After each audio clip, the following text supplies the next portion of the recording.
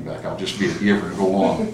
But that's exactly what it meant. Now, years later, I was a mechanic for Ford Motor Company for a lot of years, and then I was a machine operator. And I used to have a garage on the side. So what I would do, I would fix people's cars free. Most of the time, I think I fixed them free. I guess that's why they came, because I fixed them free. But anyway, I enjoyed fixing people's cars free, you know. And I fixed a lot of cars. And two old women was on Route 235 one day, and that's almost exactly where the Indian Lake Schoolhouse is. Just before you get there, just a little bit north before you get to that intersection. Now, it didn't used to be near that nice, you know, it was a little more smaller road. So I'm coming down 235 one day. Now, I lived up Lyman, so I was probably coming to church. But there was two ladies parked off the side of the road. So I parked behind the car, and I got out and walked up, and I said, and they was old women then, they must have been 55.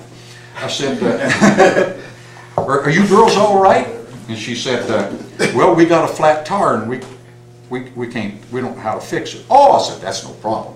So give me your keys. I went around there, jacked her car up, fixed her tire and put it back on, and put her spare in the trunk, you know, and give her keys back. And I said, you girls have a nice day, and away I went. So one day in Burke's Cafeteria, that's in Sydney, Ohio, it's not there anymore. That was back in the 70s. Them two old women and two old men come in. And I was 33 years old, you know, they was old folks. And so she said, this woman walked up to me, she tapped me, she said, did you ever fix a flat tire? I said, oh, I fixed a lot of flat tires. No, she said, I mean for two ladies a few months ago. I said, where at? She said, over on 235. She said, don't you remember that? I said, oh yeah, I remember it now. She said, we're the ladies. I said, well, I'm sure glad. But about, let's say, and this is a guess, about 6 years ago or 8 years ago, I had a daughter that lives in Texas. Now, she was a baby, so the hillbilly didn't want her to go home, get away, you know, from home. She goes down there. She had a flat tire on the side of the road. And a guy with a service truck come by and fixed a tire and never charged her. Instantly in my mind, I went back to that one. See, you said, give, and it shall be given unto you. That was my kid.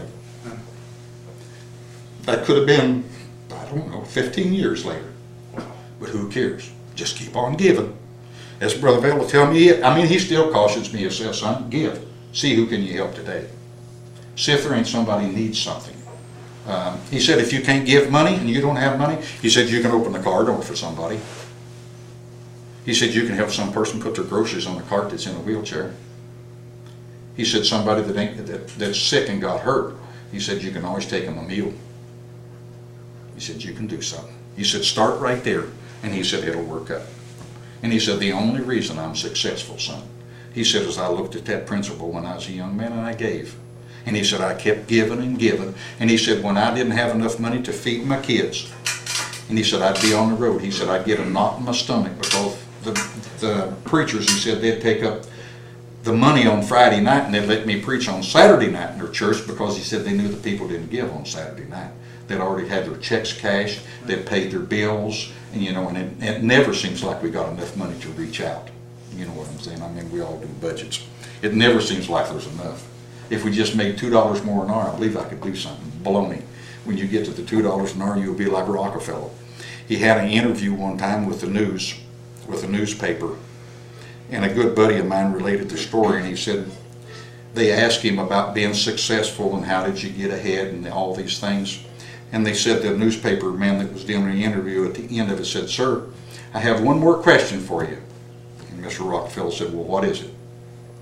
He said, how much money does it take to satisfy a man?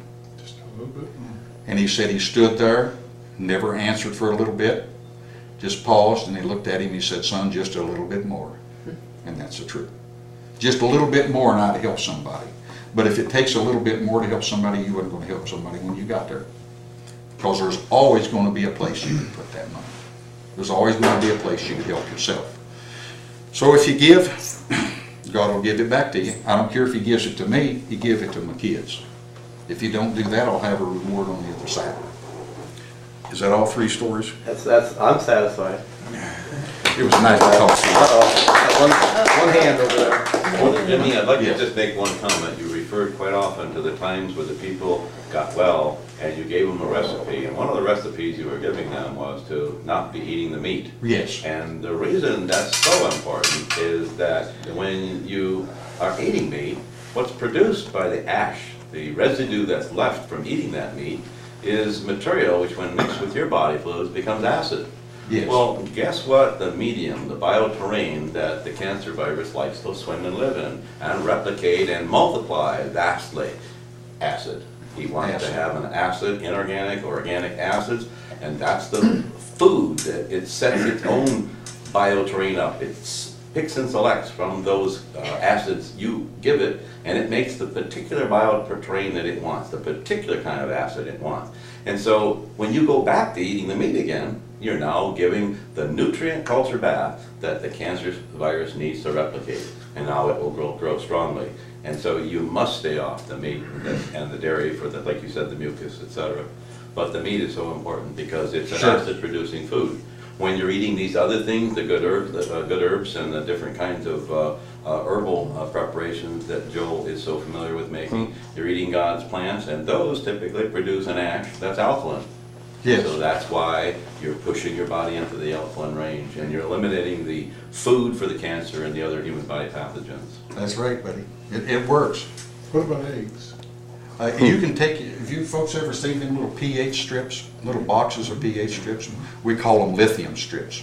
You can check your acid alkaline balance, like he said, between your urine and your saliva. If you stay on the alkaline side now, Dr. McLean in Texas, what he claimed was a perfect balance was 6.5 to 7.4. He said, you stay in that and you're perfect. You will not have nothing. The 7.4 is because that's your blood's pH. Your Yes. blood is 7.4, Yes. plus or minus 0.05, and so tightly controlled around that 7.4. If you are putting yourself into the acid range, your blood sits there pulling calcium from your skeleton, trying to make buffering compounds to buffer the acidity of what you're putting in because of the acid kinds of foods you're putting in, and it will try to bring itself back to the 7 or so range. But if you make it easy for your blood, then you stay far healthier. Sure. To answer the egg thing, I've read medically that since the egg is even more concentrated than the live animal, the old medical doctors considered that if you fed a child one egg, that you poisoned the child for 10 solid days, that it would take 10 days to get that concentrated protein out of that child. And I grew up on eggs. You know, I grew up on dairy. You know, we sold eggs. I love the things, but I haven't ate eggs for, you know, a long time. But thanks for coming, Jimmy. You the man. I know this won't last long, but bring her back for a refill. Well, it was nice to talk to you folks. Thank you. Thank you very much for sharing, Brother Jimmy. I think am I the oldest person here? The oldest? Well, he did- I'm he the did- oldest guy. he did- I'll be 66.